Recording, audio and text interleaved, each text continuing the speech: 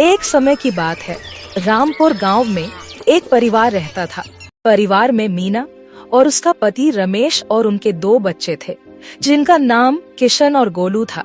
उनका परिवार बहुत ही हंसी खुशी जीवन व्यतीत कर रहा था कि तभी उनके जीवन में एक अचानक से दुर्घटना होती है, जिसमें उसके पति रमेश की एक टांगे खराब हो जाती है, जिसकी वजह से रमेश को घर पर बैठना पड़ जाता है। और टांगे सही ना होने की वजह से रमेश अब कोई भी काम नहीं कर पाता था, जिसकी वजह से घर की सारी जिम्मेदारी मीना के ऊपर आ जाती है। अब मीना जैसे तैसे घर की हालात को संभालती है और गांव में एक चाय का ठेला लगाती है और वह चाय बेचने लगती है। मीना बहन, ये तो तुमने बहुत ही अच्छा काम किया है कि यहाँ तुमने चाय का ठेला लगा दिया है, क्योंकि यहाँ गांव में चाय का एक भी ठेला नहीं था। हम सभी लोगों को चाय लेने के लिए सड़क वाले रास्ते पर जाना पड़ता है, जो कि हमारे घर से बहुत ही दूर है। अब पास में चाय का ठेला होने की वजह से अब हम सब यहीं से चाय लेकर जाएंगे। इस तरह मीना का चाय का व्यापार बहुत ही सही चलने लगता है। अब मीना को घर के साथ साथ बाहर का काम भी करना पड़ता था, जिस वजह से कभी कभी मीना बहुत थक जाती थी। अरे क्या हुआ मीना बहन, तुम आज बहुत ही ज्यादा थकी थकी सी लग रही हो।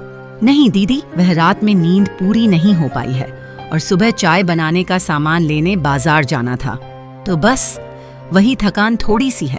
थोड़ा तुम अपनी सेहत का भी ध्यान रखा करो, बीमार पड़ जाओगी तो ये चाय कैसे बेच पाओगी। हाँ दीदी, बस ये चाय बिक जाए तो मैं घर जाकर पहले आराम ही करूँगी। इस तरह मीना की सारी चाय बिक जाती है। उसके बाद वह घर आ जाती है और घर पर आकर अपने पति और बच्चों के लिए खाना बनाने लगती है। फिर सारे मिलकर तब खाना खाने लगते हैं। मीना, कैसा रहा तुम्हारा आज का दिन? सब बढ़िया था ना? जी ठीक रहा आज का दिन। सारी चाय बिक गई। कल मैं सुबह जल्दी उठकर बाजार से ताजी ताजी चाय बनाने वाला सामान खरीद कर लाऊंगी, तभी उससे चाय बनाकर बेच पाऊंगी। मीना, मुझे माफ कर दो। मेरी लाचारी की वजह से ही तुम्हें घर का सारा काम करना पड़ता है और बाहर का भी काम सब अकेले ही करती हो। आप ज्यादा चिंता मत कीजिए, मैं सब संभाल लूंगी। आप बस अपना ख्याल रखिए, बाकी का काम आप मुझ पर छोड़ दीजिए। चलिए, अब सबने खाना खा लिया है तो जल्दी से सो जाते हैं। सुबह जल्दी भी तो उठना है मुझे। आज सुबह में मीना जब बिस्तर से उठने की कोशिश करती है तो वह उठ ही नहीं पा रही थी, क्योंकि उसका पूरा शरीर बुखार से तप रहा था। हे भगवान, मेरी हालत तो बहुत ही ज्यादा खराब हो गई है। मैं तो उठ भी नहीं पा रही हूँ। अब मैं बाजार से सामान कैसे ला पाऊंगी? तबीयत ज्यादा खराब हो जाने की वजह से मीना बाजार से सामान लाने नहीं जा पाती है। इस तरह 2-4 दिन बीत जाते हैं और मीना की तबीयत में कोई भी सुधार नहीं आ रहा था, जिस वजह से मीना बाजार में ठेला भी नहीं लगा पा रही थी। दूसरी तरफ मीना की बाजार में ठेला न लगा पाने की वजह से गणेश नाम का एक व्यक्ति मीना की जगह पर अपनी चाय का ठेला लगाने लगता है, जिसकी वजह से गांव के लोग गणेश से ही चाय खरीद कर ले जाते थे। इस तरह गणेश का चाय का व्यापार अच्छा चलने लगता है। ऐसे ही कुछ दिन बीत जाते हैं और मीना की तबीयत में बहुत सुधार आ जाता है।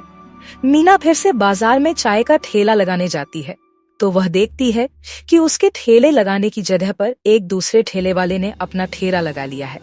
मीना उसी के बगल में ही अपना भी ठेला लगा लेती है, लेकिन मीना की दुकान पर कोई चाय लेने नहीं आता है, क्योंकि कुछ दिनों के अंदर ही गणेश का चाय का दुकान काफी अच्छा चलने लगा था और उसने बहुत अच्छे ग्राहक भी बना दिए थे, जिसकी वजह से सब अब उसकी ही दुकान से चाय खरीद रहे थे। इस तरह मीना की आज भी एक चाय नहीं बिकती है और वह अपनी चाय का ठेला लेकर घर आ जाती है। क्या हुआ मीना, तुम इतनी उदास क्यों हो? कोई बात है क्या? आज हमारी एक भी चाय नहीं बिक पाई है। क्यों, गांव के लोगों ने चाय पीना बंद कर दिया है क्या? नहीं जी, ऐसी बात नहीं है। दरअसल मेरे ठेला लगाने की जगह पर किसी और ने चाय बेचना शुरू कर दिया है और सब लोग उसी से अब चाय खरीदते हैं। कोई नहीं मीना, तुम कल फिर से चाय का ठेला लगा लेना। आज चाय नहीं बिकी तो इसका मतलब यह नहीं न है कि कल भी नहीं बिकेगी। हाँ, आप बिल्कुल सही कह रहे हैं। मुझे हिम्मत नहीं हारनी चाहिए। मैं कल फिर से चाय का ठेला लगाऊंगी और अच्छे से बेचूंगी। अगली सुबह मीना अपना ठेला लेकर अपनी जगह पर पहुंच जाती है और देखती है कि आज भी कोई मेरे ठेले से चाय नहीं खरीद रहा था। सब उसी ठेले वाले से ही चाय खरीद रहे थे। एक भी चाय न बिकने की वजह से मीना बहुत ही परेशान हो जाती है। हे भगवान, आज भी मेरी एक भी चाय नहीं बिकी। ऐसे तो यह सारी चाय खराब हो जाएगी।